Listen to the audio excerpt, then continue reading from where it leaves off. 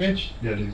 you've been at this for a while, as you said. You spend most of this time here talking about legislation and budgets and NIL and the portal and all that. And you got into this line of work for whatever reason, but I can't imagine this is what you signed up for. You know, and you got coaches walking, established coaches walking around. This is the most tumultuous time really in the history of college sports. I'm just curious, what keeps you going? Yeah, I think it goes back to, the piece for me when I walk into a room with our student athletes, and they're getting ready to compete. I love that. I had a chance to go to 3 to 3.5. I watched some individual workouts yesterday. I went to football practice and had a chance to go watch our 2 basketball teams work out for a bit yesterday. That's all you do, right? Walk around and go practice. That's all we do. But I want to see our kids compete because that is a reminder for me as to what's important in what we do. I go back to my conversation about that couple that we visited. That's the reality. We were getting ready to play Duke in basketball the following Tuesday when I met them.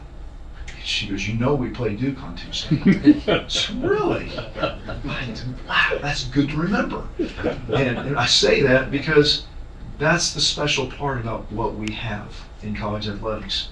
A unique ability to walk into a room with young people that love what they play.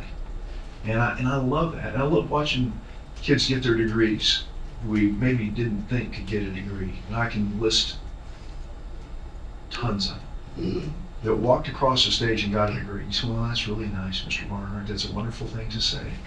It's true. I find joy in that. I find joy in the winning, not in the losing. I find joy in the winning.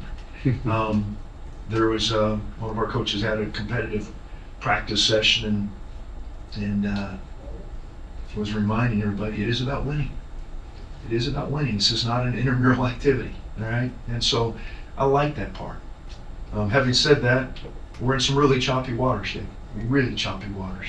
And we're trying to find our way through it.